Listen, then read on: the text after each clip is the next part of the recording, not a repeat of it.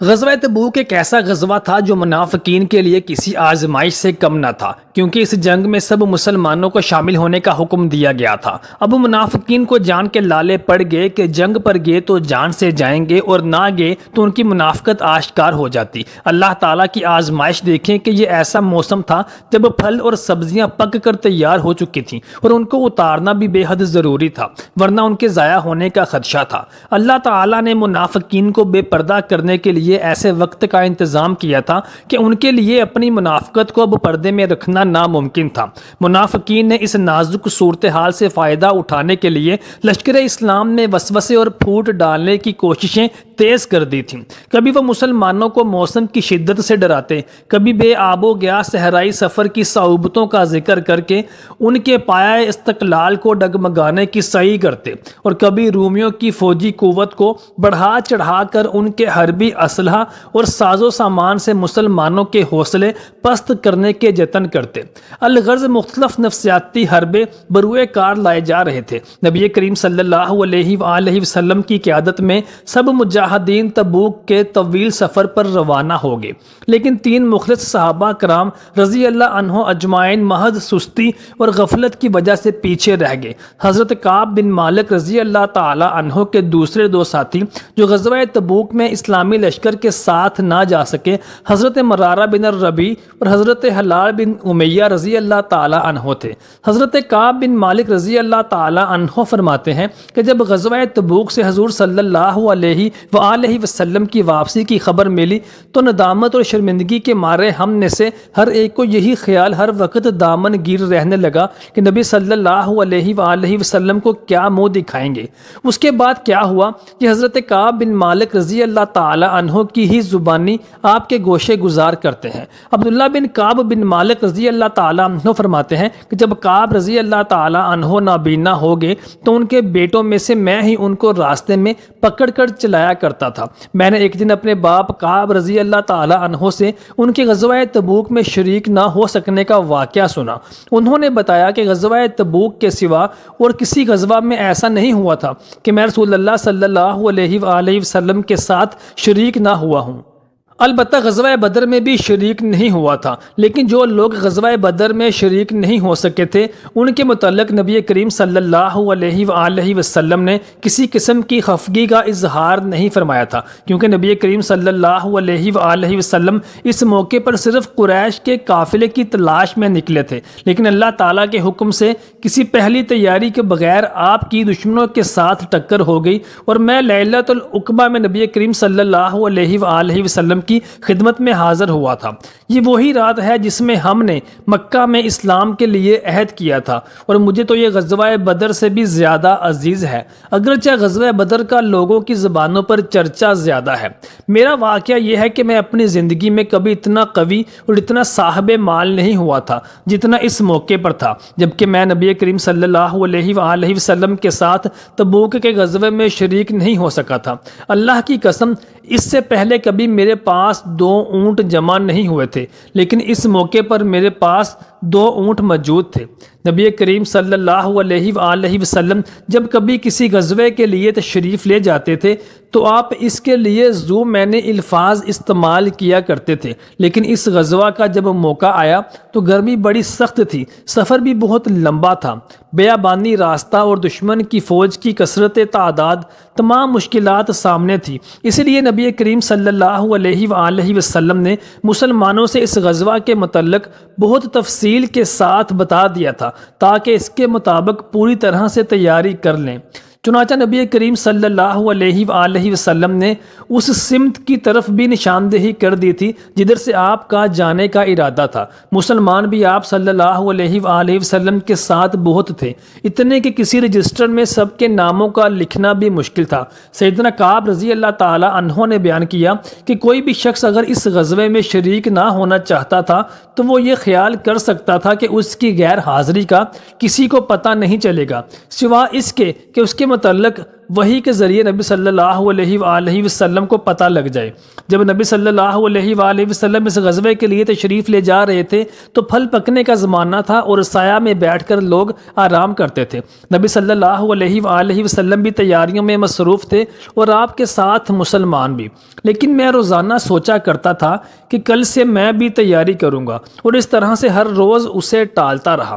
مجھے اس کا یقین تھا کہ میں تیاری کر لوں گا، مجھے آسانیاں میسر تھیں۔ یوں ہی وقت گزرتا رہا اور آخر کار لوگوں نے اپنی اپنی تیاریاں مکمل بھی کر لیں اور نبی کریم صلی اللہ علیہ وآلہ وسلم مسلمانوں کو ساتھ لے کر روانہ بھی ہو گئے۔ اس وقت تک میں نے تیاری نہیں کی تھی۔ اس موقع پر بھی میں نے اپنے دل کو یہی کہہ کر سمجھا لیا کہ کل یا پرسوں تک میں بھی تیاری کر لوں گا اور پھر مسلمانوں کے لشکر سے جا ملوں گا۔ کوچ کے بعد دوسرے دن بھی میں نے تیاری کے لیے سوچا، لیکن اس دن بھی کوئی تیاری نہیں کی۔ پھر تیسرے دن کے لیے سوچا اور اس دن بھی کوئی تیاری نہیں کی۔ یوں ہی وقت گزر گیا اور اسلامی لشکر بہت آگے بڑھ گیا اور غزوہ میں شرکت میرے لیے اب بہت دور کی بات ہو گئی، اور میں یہی ارادہ کرتا رہا کہ یہاں سے چل کر انہیں پا لوں گا۔ کاش میں نے ایسا کر لیا ہوتا، لیکن یہ میرے نصیب میں نہیں تھا۔ نبی کریم صلی اللہ علیہ وآلہ وسلم کے تشریف لے جانے کے بعد میں جب بھی باہر نکلتا تو مجھے بڑا رنج اور دکھ ہوتا، کیونکہ یا تو وہ لوگ نظر آتے جن کے چہروں سے نفاق ٹپکتا تھا، یا پھر وہ لوگ جنہیں اللہ تعالیٰ نے معذور اور ضعیف قرار دے دیا تھا۔ نبی کریم صلی اللہ علیہ وآلہ وسلم نے میرے بارے میں کسی سے کچھ نہیں پوچھا تھا، لیکن جب آپ صلی اللہ علیہ وآلہ وسلم تبوک پہنچ گئے اور وہیں پر ایک مجلس میں آپ نے دریافت فرمایا کہ کعب نے کیا کیا۔ بنو سلمہ کے ایک صاحب نے کہا، یا رسول اللہ صلی اللہ علیہ وآلہ وسلم، اس کے غرور نے اسے آنے سے روک دیا، وہ حسن و جمال یا لباس پر اترا کر رہ گیا۔ اس پر معاذ بن جبل رضی اللہ تعالیٰ عنہ بولے، تم نے بری بات کہی۔ یا رسول اللہ، اللہ کی قسم ہمیں ان کے متعلق خیر کے سوا اور کچھ معلوم نہیں۔ نبی کریم صلی اللہ علیہ وآلہ وسلم نے کچھ نہیں فرمایا۔ سیدنا کعب بن مالک رضی اللہ تعالیٰ عنہ نے بیان کیا کہ جب مجھے معلوم ہوا کہ نبی کریم صلی اللہ علیہ وآلہ وسلم واپس تشریف لا رہے ہیں تو اب مجھ پر فکر سوار ہوا اور میرا ذہن کوئی ایسا جھوٹا بہانہ تلاش کرنے لگا جس سے میں کل نبی کریم صلی اللہ علیہ وآلہ وسلم کی خفگی سے بچ سکوں۔ اپنے گھر کے ہر عقل مند آدمی سے اس کے متعلق میں نے مشورہ لیا، لیکن جب مجھے معلوم ہوا کہ نبی کریم صلی اللہ علیہ وآلہ وسلم مدینہ سے بالکل قریب آ چکے ہیں تو غلط خیالات میرے ذہن سے نکل گئے اور مجھے یقین ہو گیا کہ اس معاملے میں جھوٹ بول کر میں اپنے آپ کو کسی طرح محفوظ نہیں رکھ سکتا۔ چنانچہ میں نے سچی بات کہنے کا پختہ ارادہ کر لیا۔ صبح کے وقت نبی کریم صلی اللہ علیہ وآلہ وسلم تشریف لائے۔ جب آپ کسی سفر سے تشریف واپس لاتے تو یہ آپ کی عادت حسنہ تھی کہ پہلے مسجد میں تشریف لے جاتے اور 2 رکعت نماز پڑھتے، پھر لوگوں کے ساتھ مجلس میں بیٹھتے۔ جب آپ صلی اللہ علیہ وآلہ وسلم اس عمل سے فارغ ہو چکے تو میں آپ کی خدمت میں اور بھی لوگ آنے لگے جو غزوہ میں شریک نہیں ہو سکے تھے اور قسمیں کھا کھا کر اپنے عذر بیان کرنے لگے۔ ایسے لوگوں کی تعداد 80 کے قریب تھی۔ نبی کریم صلی اللہ علیہ وآلہ وسلم نے ان کے ظاہر کو قبول فرما لیا اور ان سے عہد لے لیا اور ان کے لیے مغفرت کی دعا فرمائی اور ان کے باطن کو اللہ کے سپرد کر دیا۔ اس کے بعد میں حاضر ہوا، میں نے سلام کیا تو آپ مسکرائے۔ آپ کی مسکراہٹ میں خفگی تھی۔ نبی کریم صلی اللہ علیہ وآلہ وسلم نے فرمایا، آؤ۔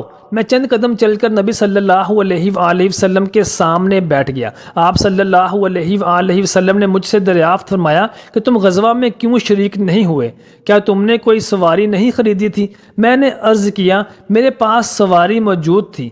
اللہ کی قسم اگر آپ صلی اللہ علیہ وآلہ وسلم کے سوا کسی دنیا دار شخص کے سامنے آج بیٹھا ہوتا تو کوئی نہ کوئی عذر گھڑ کر اس کی خفگی سے بچ سکتا تھا۔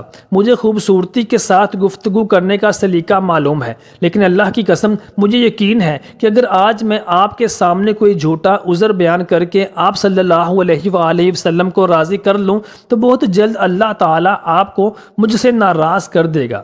اس کی بجائے اگر میں آپ صلی اللہ علیہ وآلہ وسلم سے سچی بات بیان کر دوں تو یقیناً آپ کو میری طرف سے خفگی ہوگی، لیکن اللہ تعالیٰ سے مجھے معافی کی پوری امید ہے۔ لیکن نہیں، اللہ کی قسم مجھے کوئی عذر نہیں تھا۔ اللہ کی قسم اس وقت سے پہلے کبھی میں اتنا فارغ البال نہیں تھا، اور پھر بھی میں آپ کے ساتھ شریک نہیں ہو سکا۔ نبی کریم صلی اللہ علیہ وآلہ وسلم نے فرمایا کہ انہوں نے سچی بات بتا دی۔ اچھا اب جاؤ یہاں تک کہ اللہ تعالیٰ تمہارے بارے میں خود کوئی فیصلہ کر دے۔ میں اٹھ گیا اور میرے پیچھے بنو سلمہ کے کچھ لوگ بھی دوڑتے ہوئے آئے اور مجھ سے کہنے لگے کہ اللہ کی قسم ہمیں تمہارے متعلق یہ معلوم نہیں تھا کہ اس سے پہلے تم نے کوئی گناہ کیا ہے اور تم نے بڑی کوتاہی کی۔ نبی کریم صلی اللہ علیہ وآلہ وسلم کے سامنے ویسا ہی کوئی عذر نہیں بیان کیا جیسے دوسرے ناشریک ہونے والوں نے بیان کر دیا تھا۔ تمہارے گناہ کے لیے نبی کریم صلی اللہ علیہ وآلہ وسلم کا استغفار ہی کافی ہو جاتا۔ اللہ کی قسم ان لوگوں نے مجھے اس پر اتنی ملامت کی کہ مجھے خیال آیا کہ واپس جا کر نبی صلی اللہ علیہ وآلہ وسلم سے کوئی جھوٹا عذر کر آؤں۔ پھر میں نے ان سے پوچھا کیا میرے علاوہ کسی اور نے بھی مجھ جیسا عذر بیان کیا ہے؟ انہوں نے بتایا کہ ہاں، 2 حضرات نے اسی طرح معذرت کی ہے جس طرح تم نے کی ہے، اور انہیں جواب بھی وہی ملا ہے جو تمہیں ملا ہے۔ میں نے پوچھا کہ ان کے نام کیا ہیں، تو انہوں نے بتایا کہ مرارہ بن ربیع عمری اور حلال بن امیہ واقفی رضی اللہ تعالیٰ عنہ۔ ان 2 ایسے صحابہ کا نام انہوں نے لے دیا تھا جو صالح تھے اور بدر کی جنگ میں بھی شریک ہوئے تھے۔ ان کا طرز عمل میرے لیے نمونہ بن گیا تھا۔ چنانچہ انہوں نے جب ان بزرگوں کا نام لیا تو میں اپنے گھر چلا آیا، اور نبی کریم صلی اللہ علیہ وآلہ وسلم نے لوگوں کو ہم سے بات چیت کرنے کی ممانعت کر دی۔ بہت سے لوگ جو غزوے میں شریک نہیں ہوئے تھے، ان میں سے صرف ہم 3 لوگ تھے۔ لوگ ہم سے الگ رہنے لگے اور سب لوگ بدل گئے۔ ایسا نظر آتا تھا کہ ہم سے ساری دنیا بدل گئی ہے، ہمارا اس سے کوئی واسطہ ہی نہیں ہے۔ 50 دن تک ہم اسی طرح رہے۔ میرے 2 ساتھیوں نے تو اپنے گھروں سے نکلنا ہی چھوڑ دیا، بس روتے رہتے تھے، لیکن میرے اندر ہمت تھی کہ میں باہر نکلتا، مسلمانوں کے ساتھ نماز میں شریک ہوتا تھا اور بازاروں میں گھوما کرتا تھا، لیکن مجھ سے بولتا کوئی نہ تھا۔ میں نبی کریم صلی اللہ علیہ وآلہ وسلم کی خدمت میں بھی حاضر ہوتا تھا، آپ کو سلام کرتا۔ جب آپ نماز کے بعد مجلس میں بیٹھتے، میں اس کی جستجو میں لگا رہتا کہ دیکھوں سلام کے جواب میں نبی کریم صلی اللہ علیہ وآلہ وسلم کے مبارک ہونٹ ہلے یا نہیں۔ پھر آپ کے قریب ہی نماز پڑھنے لگ جاتا اور آپ کو کنکھیوں سے دیکھتا رہتا۔ جب میں اپنی نماز میں مشغول ہو جاتا تو نبی کریم صلی اللہ علیہ وآلہ وسلم میری طرف دیکھتے، لیکن جو ہی میں آپ کی طرف دیکھتا آپ رخ مبارک پھیر لیتے۔ آخر جب اس طرح لوگوں کی بے رخی بڑھتی گئی تو میں ایک دن ابو قتادہ رضی اللہ تعالی عنہ کے باغ کی دیوار پر چڑھ گیا۔ وہ میرے چچا زاد بھائی تھے اور مجھے ان سے بہت گہرا تعلق تھا۔ میں نے انہیں سلام کیا، لیکن اللہ کی قسم انہوں نے بھی میرے سلام کا جواب نہیں دیا۔ میں نے کہا ابو قتادہ، تمہیں اللہ کی قسم کیا تم نہیں جانتے کہ اللہ اور اس کے رسول سے مجھے کتنی محبت ہے؟ انہوں نے کوئی جواب نہیں دیا۔ میں نے دوبارہ ان سے یہی سوال کیا کہ اللہ کی قسم دے کر، لیکن اب بھی وہ خاموش تھے۔ پھر میں نے اللہ کا واسطہ دے کر ان سے یہی سوال کیا۔ اس مرتبہ انہوں نے صرف اتنا کہا کہ اللہ اور اس کے رسول صلی اللہ علیہ وآلہ وسلم کو زیادہ علم ہے۔ اس پر میرے آنسو پھوٹ پڑے۔ میں واپس چلا آیا اور دیوار پر چڑھ کر نیچے باہر اتر آیا۔ انہوں نے بیان کیا کہ ایک دن میں مدینہ کے بازار میں جا رہا تھا کہ شام کا ایک کاشتکار جو غلہ بیچنے مدینہ آیا تھا پوچھ رہا تھا کہ کعب بن مالک کہاں رہتے ہیں۔ لوگوں نے میری طرف اشارہ کیا تو وہ میرے پاس آیا اور ملک غسان کا ایک خط میرے ہاتھ میں تھما دیا۔ اس میں تحریر تھا، اما بعد مجھے معلوم ہوا ہے کہ تمہارے صاحب یعنی نبی کریم صلی اللہ علیہ وآلہ وسلم تمہارے ساتھ زیادتی کرنے لگے ہیں۔ اللہ تعالیٰ نے تمہیں کوئی ذلیل نہیں پیدا کیا کہ تمہارا حق ضائع کیا جائے۔ تم ہمارے پاس آ جاؤ، ہم تمہارے ساتھ بہتر سے بہتر سلوک کریں گے۔ جب میں نے یہ خط پڑھا تو میں نے کہا کہ یہ ایک اور امتحان آ گیا۔ میں نے اس خط کو تنور میں جلا دیا۔ ان 50 دنوں میں سے جب 40 دن گزر چکے تو رسول اللہ صلی اللہ علیہ وآلہ وسلم کے ایلچی میرے پاس آئے اور کہا کہ نبی کریم صلی اللہ علیہ وآلہ وسلم نے تمہیں حکم دیا ہے کہ اپنی بیوی کے بھی قریب نہ جاؤ۔ میں نے پوچھا کہ میں اسے طلاق دے دوں یا پھر مجھے کیا کرنا چاہیے؟ انہوں نے بتایا کہ نہیں، صرف ان سے جدا ہو جاؤ، ان کے قریب نہ جاؤ۔ میرے دونوں ساتھیوں کو جنہوں نے میری طرح معاذرت کی تھی ان کو بھی یہی حکم آپ نے بھیجا تھا۔ میں نے اپنی بیوی سے کہا کہ اب اپنے میکے چلی جاؤ اور اس وقت تک وہیں پر رہو جب تک اللہ تعالیٰ اس معاملہ کا کوئی فیصلہ نہ کر دے۔ کعب رضی اللہ تعالیٰ عنہ نے بیان کیا کہ حلال بن امیہ جن کا مقاطعہ ہوا تھا، ان کی بیوی نبی صلی اللہ علیہ وآلہ وسلم کی خدمت میں حاضر ہوئیں اور عرض کی، یا رسول اللہ، حلال بن امیہ بہت ہی بوڑھے اور کمزور ہیں، ان کے پاس کوئی خادم بھی نہیں ہے، کیا اگر میں ان کی خدمت کر دیا کروں تو آپ ناپسند فرمائیں گے؟ نبی کریم صلی اللہ علیہ وآلہ وسلم نے فرمایا کہ صرف وہ تم سے صحبت نہ کریں۔ انہوں نے عرض کی، اللہ کی قسم، وہ تو کسی چیز کے لیے حرکت بھی نہیں کر سکتے۔ جب سے یہ خفگی ان پر ہوئی ہے وہ دن ہے اور آج کا دن ہے کہ ان کے آنسو تھمنے میں نہیں آتے۔ میرے گھر کے بعض لوگوں نے کہا کہ جس طرح حلال بن امیہ رضی اللہ تعالیٰ عنہ کی بیوی کو ان کی خدمت کرتے رہنے کی اجازت نبی کریم صلی اللہ علیہ وآلہ وسلم نے دے دی ہے، آپ بھی اسی طرح کی اجازت نبی کریم صلی اللہ علیہ وآلہ وسلم سے لے لیجئے۔ میں نے کہا، نہیں، اللہ کی قسم، میں اس کے لیے نبی کریم صلی اللہ علیہ وآلہ وسلم کی اجازت نہیں لوں گا۔ میں جوان ہوں اور معلوم نہیں جب سے اجازت لینے جاؤں تو نبی کریم صلی اللہ علیہ وآلہ وسلم کیا فرمائیں۔ اس طرح 10 دن اور گزر گئے اور جب سے نبی کریم صلی اللہ علیہ وآلہ وسلم نے ہم سے بات چیت کرنے کی ممانعت فرمائی تھی، اس کے 50 دن پورے ہو گئے۔ 50ویں رات کی صبح کو جب میں فجر کی نماز پڑھ چکا اور اپنے گھر کی چھت پر بیٹھا ہوا تھا، اس طرح جیسا کہ اللہ تعالیٰ نے ذکر کیا ہے کہ میرا دم گھٹا جا رہا تھا اور زمین اپنی تمام وسعتوں کے باوجود میرے لیے تنگ ہوتی جا رہی تھی کہ میں نے ایک پکارنے والے کی آواز سنی۔ جبل صلاح پر چڑھ کر کوئی بلند آواز سے کہہ رہا تھا، اے کعب بن مالک، تمہیں بشارت ہو۔ انہوں نے بیان کیا کہ یہ سنتے ہی میں سجدے میں گر پڑا اور مجھے یقین ہو گیا کہ اب فراخی ہو جائے گی۔ فجر کی نماز کے بعد رسول اللہ صلی اللہ علیہ وآلہ وسلم نے اللہ کی بارگاہ میں ہماری توبہ کی قبولیت کا اعلان کر دیا تھا۔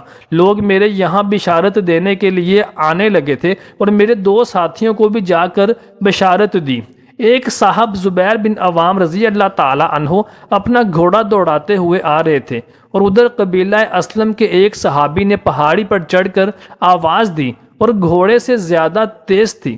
جن صحابی نے صلاح پہاڑی پر سے آواز دی تھی، جب وہ میرے پاس بشارت دینے آئے تو اپنے دونوں کپڑے اتار کر اس بشارت کی خوشی میں نے انہیں دے دی۔ اللہ کی قسم، اس وقت ان 2 کپڑوں کے سوا دینے کے لائق اور میرے پاس کوئی بھی چیز نہ تھی۔